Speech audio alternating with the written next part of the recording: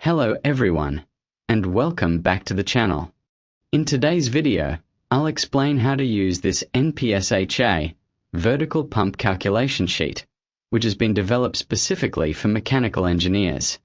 This sheet helps verify whether the available net positive suction head, or NPSHA, is sufficient at the first stage impeller of a vertical pump to prevent cavitation.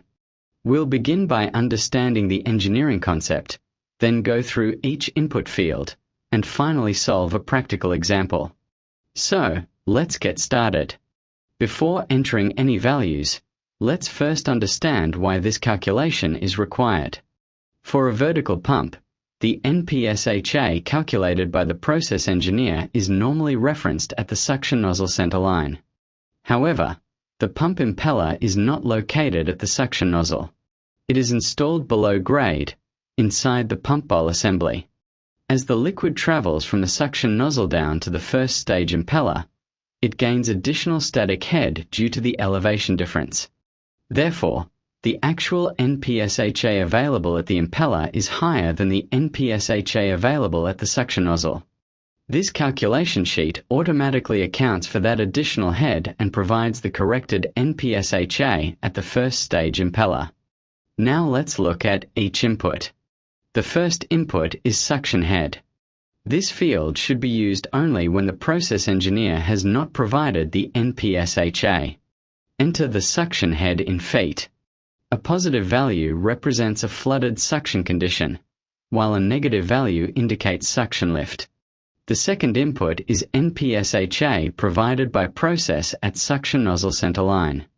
If the process engineer has already calculated the NPSHA, simply enter that value here.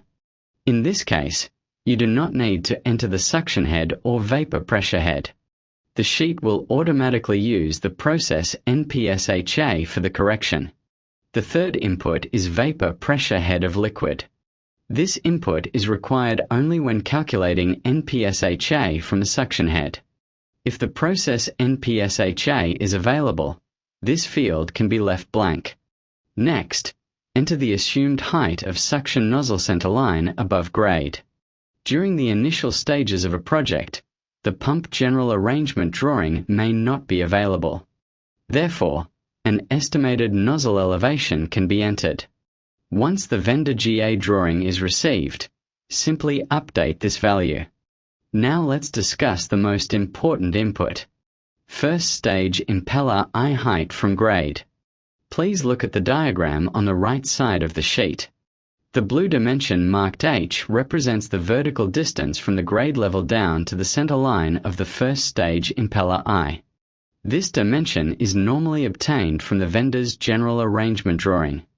Since the impeller is installed below the suction nozzle, the liquid gains additional static head before entering the impeller. This additional head increases the available NPSHA. That is exactly what this calculation sheet determines. Finally, enter the NPSHR provided by the pump vendor. This value is available on the pump performance curve or datasheet and should correspond to the operating flow rate. Now let's solve a practical example. Suppose the process engineer has already provided an NPSHA of 18 feet at the suction nozzle center line. Since we are using the process NPSHA, I will leave the suction head and vapor pressure head fields blank. Next, let's assume the suction nozzle center line is located 3 feet above grade. According to the vendor's general arrangement drawing, the first stage impeller eye is located 12 feet below grade. Finally, the vendor has specified an NPSHR of 14 feet. Now, I'll enter these values one by one into the calculation sheet. Once all the inputs are entered, the sheet automatically calculates the corrected NPSHA. Let's understand the calculation. This means the liquid travels downward through a total vertical distance of 15 feet before reaching the impeller. Therefore, the liquid gains an additional 15 feet of static head. The corrected NPSHA is calculated by adding this additional head to the NPSHA provided by the process engineer. So, corrected NPSHA equals 18 plus 15, which is 33 feet. Next, the sheet calculates the NPSH margin. The formula is NPSH margin equals corrected NPSHA minus NPSHR. Therefore, 33 minus 14 equals 19 feet. Since the NPSH margin is 19 feet, which is much greater than the recommended minimum margin of 3 feet, the pump has sufficient NPSH available, and cavitation is not expected under these operating conditions. Now let's look at the output section.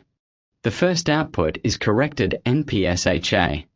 This represents the actual NPSHA available at the first stage impeller after accounting for the elevation difference between the suction nozzle and the impeller. The second output is NPSH margin. This indicates how much additional NPSH is available above the pump's required NPSHR. As a general engineering guideline, the NPSH margin should be greater than 1 meter, or approximately 3 feet, to ensure reliable pump operation. Before ending the video, let's quickly review the notes provided in the calculation sheet. This tool supports two methods.